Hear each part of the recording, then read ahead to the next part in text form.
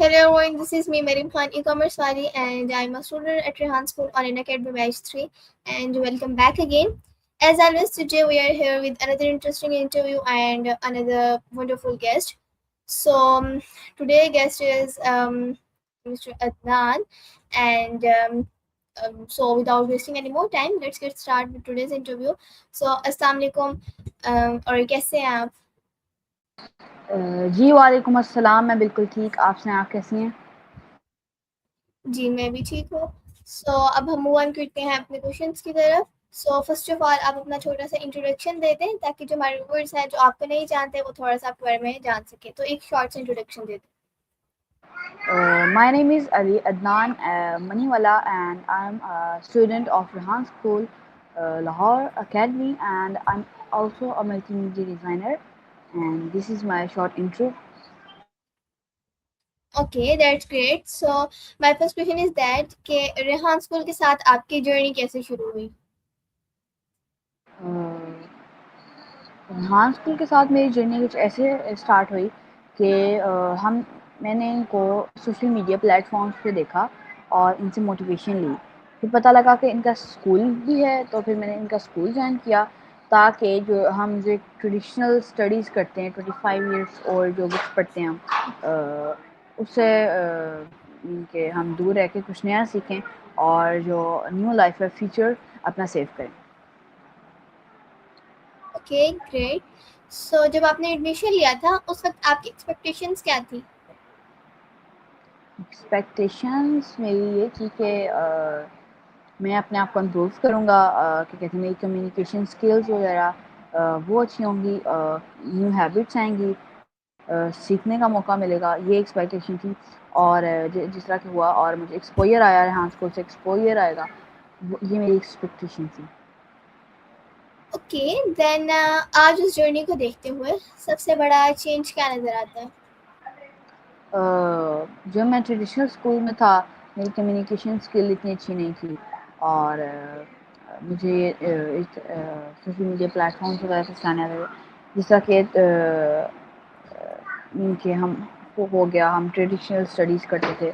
और अब मेरे ये है कि हम फ्यूचर के बारे में देखते हैं, एआई वगैरह, चैट बोर्ड, क्या कहते हैं, इंटरव्यू सेशन वगैरह।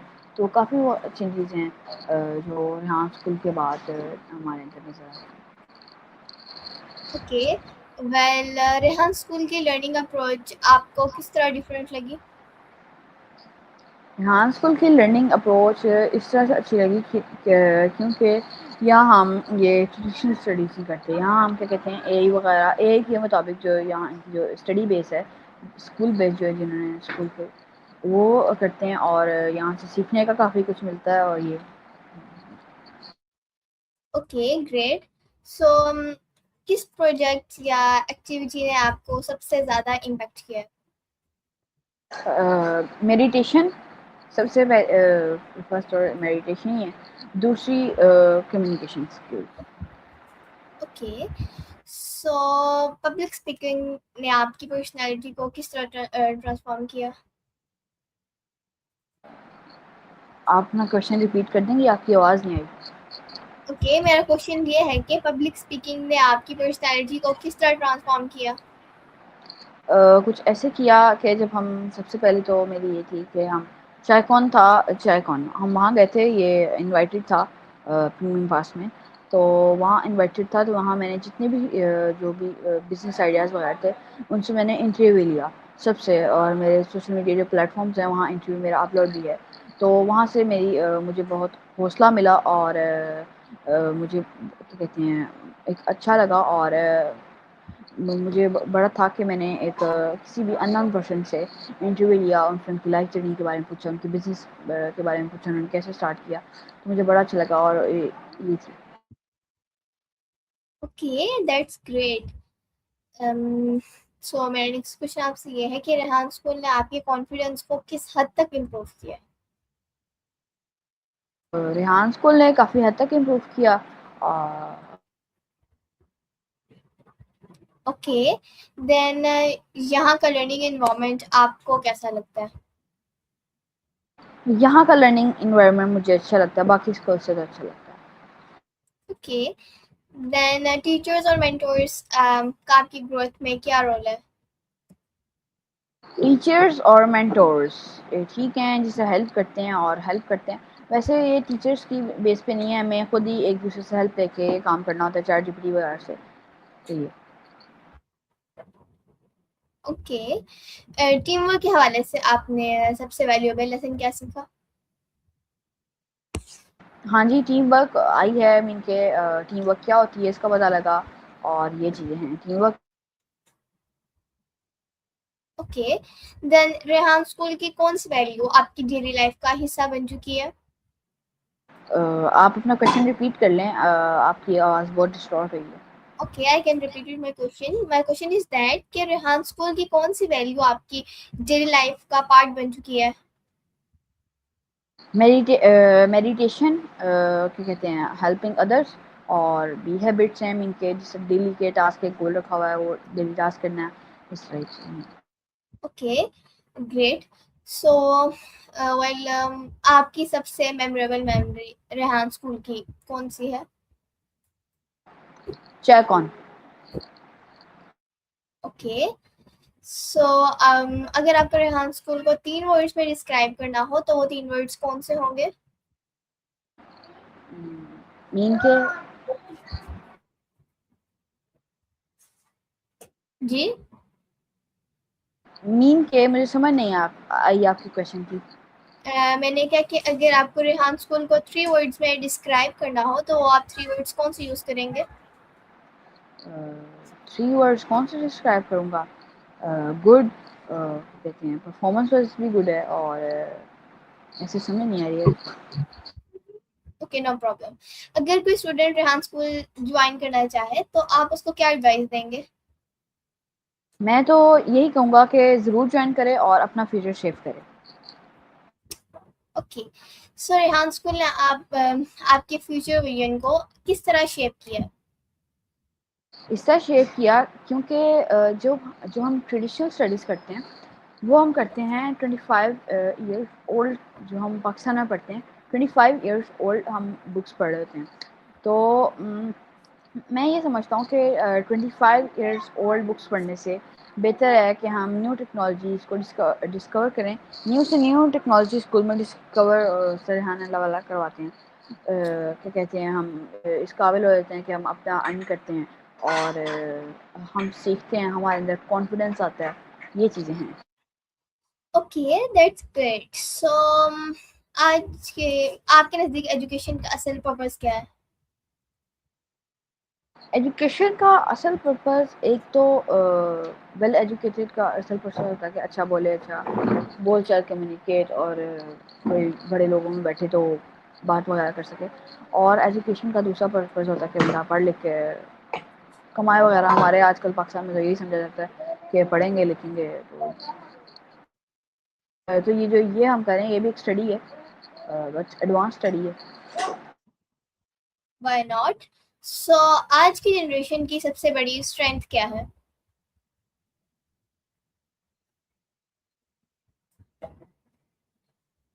आज की जनरेशन की सबसे बड़ी जो स्ट्रेंथ है,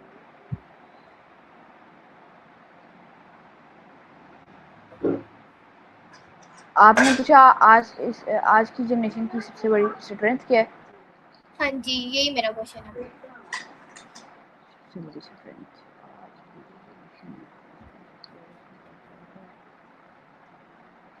आई डोंट नो, नहीं पता। सो हम अगले क्वेश्चन में मूव ऑन करते हैं और आपकी तरफ से सक्सेस को कैसे डिफाइन करेंगे? सक्सेस, आप छोटे छोटे गोल रखें। ये नहीं कि अब मैं कहूँ कि $1,000 बिलियन तो मैं बस एक दिन के अंदर ही अर्न करने हैं। उसका गोल रखें, पहले 10 रखें, फिर 100 रखें, फिर 10,000 रखें। इस तरह करके आप गोल रखें ताकि आप वो गोल अचीव कर सकें। ये ना हो कि आप कोई गोल भी अचीव ना कर सकें। सक्सेस और सक्सेस इज़ समथिंग, मीन कि आप किसी चीज़ को अचीव करते हैं, और वो सक्सेस है, और ओके, आपको खुशी होती है। Okay, why not? So success क्या Hmm. Success is not failure and failure is not fatal. Okay, then क्या आप बिलीव करते हैं कि कॉन्फिडेंस सीखा जा सकता है? Yeah, of course I can believe कि जो कॉन्फिडेंस है वो सीखा जा सकता है। ओके, आपके नज़दीक लीडरशिप का असल मतलब क्या होता है? लीडरशिप का असल मकसद होता है कि हम जो लीडर है उसको लीडर मानना चाहिए, और अगर वो लीडर नहीं सही तो कंप्लेन करनी चाहिए एक पूरी अथॉरिटी को मिलकर। और जो जो लीडर होता है उसके नीचे बंदे भी होते हैं, जैसा एक स्टूडेंट फैसिलिटेटर है, उसके नीचे स्टूडेंट्स हैं, तो स्टूडेंट को उसकी बात माननी चाहिए और इस पे एग्री करना चाहिए कि वो हमारा सीनियर है और हमें उसके साथ चलना चाहिए। और जो लीडर है और वो उसको भी अपने साथ, जो अपने छोटे लेवल के हैं उनको अपने साथ लेकर चलना चाहिए, तो तभी लीडरशिप आती है और लीडरशिप बनती है। ओके, वेल एक अच्छे लीडरशिप लीडर की सबसे मेन क्वालिटीज़ क्या होती हैं?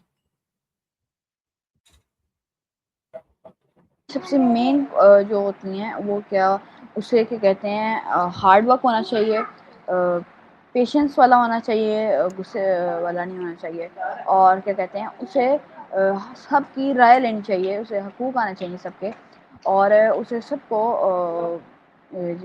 कोई बड़ा है कोई छोटा है उसे सबको सेम लेवल पे रखना चाहिए, और किसी के साथ क्या कहते हैं रूड पेश नहीं आना चाहिए, और उसको सबको साथ लेकर चलना चाहिए।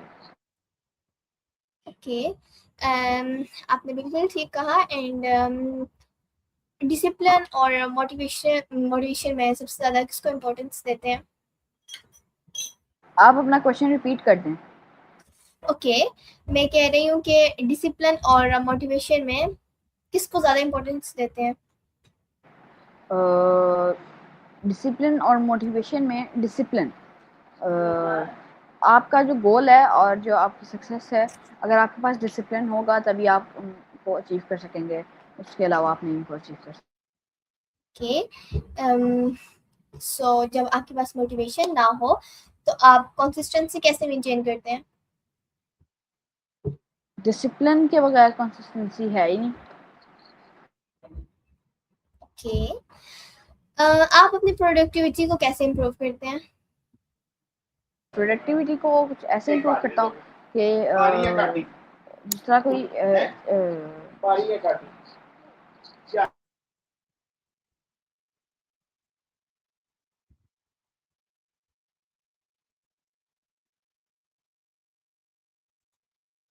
हाँ जी,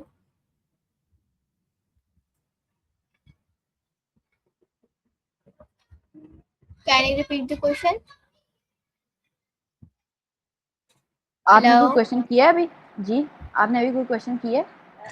हाँ जी, मैं कह रही हूँ कि टाइम मैनेजमेंट के लिए आपकी पर्सनल स्ट्रेटजी क्या है?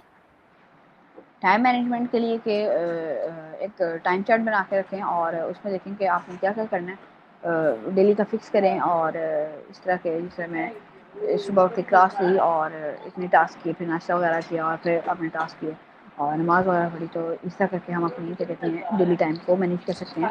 और हमें एक शेड्यूल बनाना पड़ता है और उसको फॉलो करना पड़ता है, उस पर डिसिप्लिन और कंसिस्टेंसी अप्लाई करनी पड़ती है। Okay, great. देन मोबाइल और सोशल मीडिया को आप डिस्ट्रैक्शन समझते हैं या अपॉर्चुनिटी? देखिए, हम दोनों तरह से इसे यूज़ कर सकते हैं।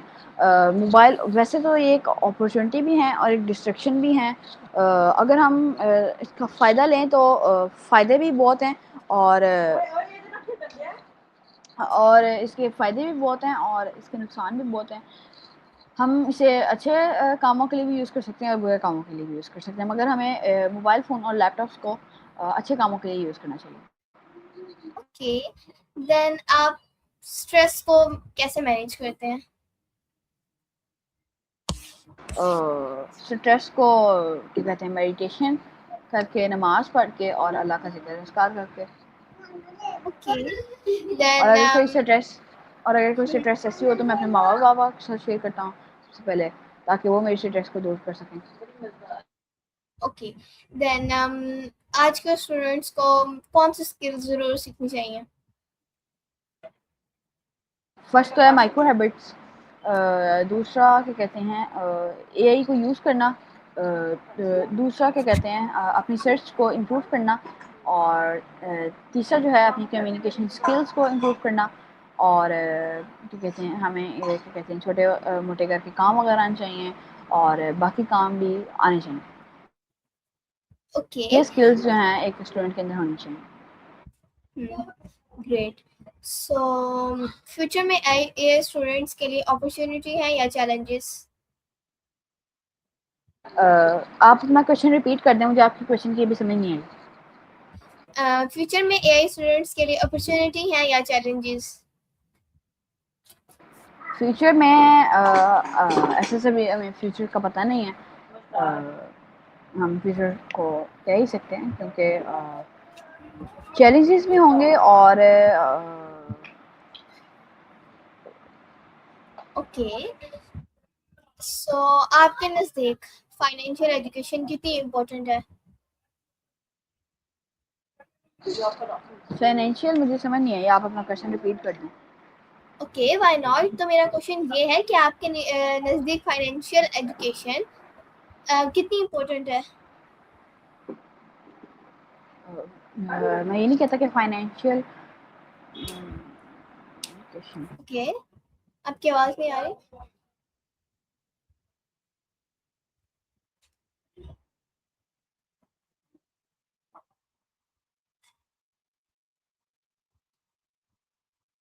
Hello,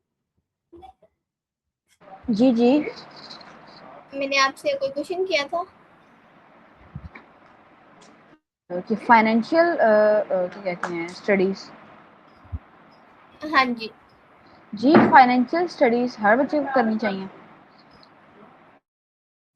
okay. सो एंटरप्रेन्योरशिप में कोई इंटरेस्ट है आपका? एंटरप्रेन्योरशिप में मेरा बहुत इंटरेस्ट है। ओके। सो अगर आप कोई बिजनेस शुरू करें तो किस फील्ड में करना पसंद करेंगे? देखिए अगर बंदा बिजनेस माइंड हो तो हर सीज़न का बिजनेस होता है, तो हर सीज़न का बंदा बिजनेस करना चाहिए। ओके, आप ठीक कह रहे हैं। और आपके फ्यूचर गोल्स क्या हैं? फ्यूचर गोल्स फ्यूचर गोल्स हैं कि क्या कहते हैं एक अच्छा बंदा बनना है, और क्या कहते हैं जो भी है फाइनेंशियल स्टेबल होना है, और क्या कहते हैं अपने और भी ड्रीम्स हैं उन सब ड्रीम्स को अचीव करना है। ओके, देन आप अपने आप को अगले 10 सालों बाद कहाँ पर देखते हैं? अपने 10 सालों बाद अपने आप को मैं एक अच्छी स्टेज पे देखता हूँ, एक पावरफुल स्टेज पे देखता हूँ, और एक बिलियनर अपने आप को सोचता हूँ कि मैं अपने आप को 10 सालों के अंदर कैसे बिलियनर बना सकता हूँ। ओके। और कोई सी एक हैबिट जो हर स्टूडेंट को अडॉप्ट करनी चाहिए? नमाज की पाबंदी। ओके। और कौन सी एक हैबिट है जो हर स्टूडेंट को छोड़नी चाहिए? बैड यूजेज ऑफ यही कि स्टूडेंट को तो यही कहूँगा बैड यूजेज ऑफ फ़ोन, और और भी काफ़ी ज़्यादा हैबिट्स हैं जो बच्चों को छोड़नी चाहिए और अच्छी हैबिट्स अपनानी चाहिए। ओके, देन आपकी आज तक की सबसे बड़ी अचीवमेंट क्या है? मेरी आज तक की सबसे बड़ी अचीवमेंट, जी।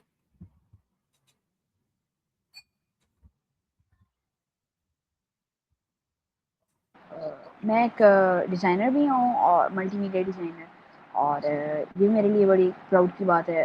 प्राउड तो नहीं करूँगा मैं इस पे, मगर फिर भी मेरे लिए एक बड़ी बात है कि ये और अचीवमेंट्स हैं थोड़ी।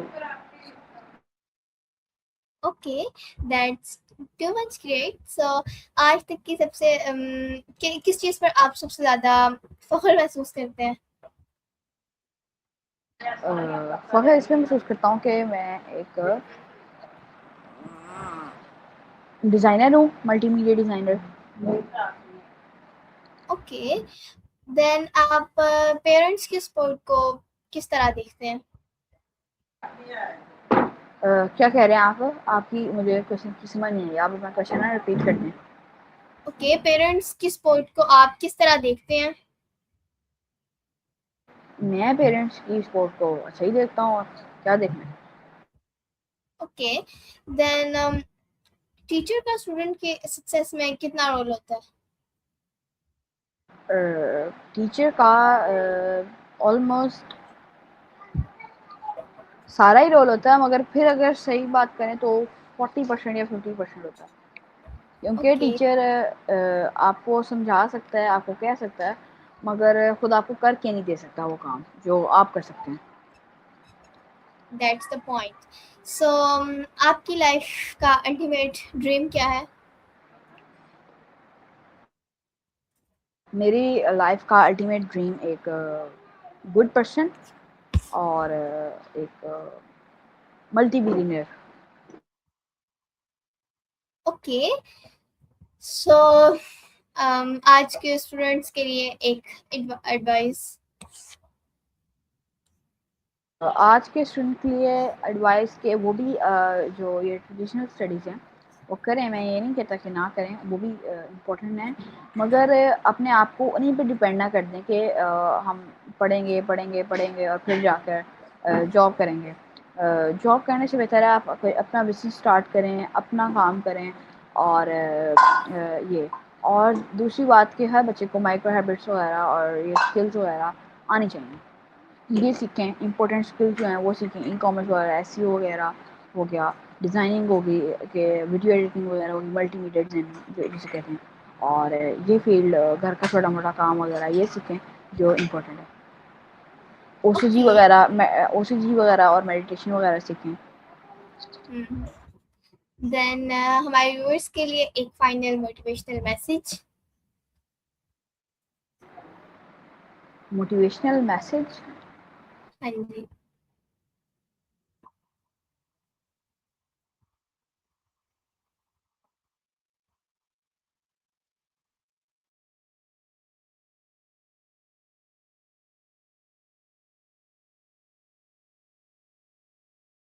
यही है कि आप भी इस तरह फारिग ना बैठें, जो लोग फारिग हैं और ये जो लोग स्टडीज़ कर रहे हैं, और कॉलेज स्टूडेंट्स हो गए, यूनिवर्सिटी स्टूडेंट्स हो गए, वो भी स्किल सीखें किसी अच्छी जगह से, जैसे जहाँ स्कूल वगैरह हो गया, अच्छी जगह से स्किल सीखें, अपने आप को डेवलप करें, और स्टडीज़ पे, पाकिस्तान की स्टडीज़ पे कभी भी क्या कहते हैं कि ये नहीं कि हम पढ़ेंगे तो जॉब पे लगेंगे। एक डिग्री लेके आपने जॉब दे दो, जॉब दे दो, जॉब दे दो, यही करना है, तो इससे अच्छा आप अपना बिजनेस स्टार्ट करें और अपना कारोबार स्टार्ट करें, जिससे आप अपने आप पे इंडिपेंडेंट हो सकें।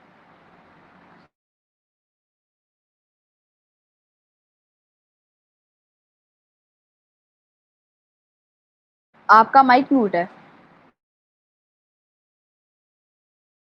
ओके, मैं कह रही थी कि thank you so much. So that brings us to this interview.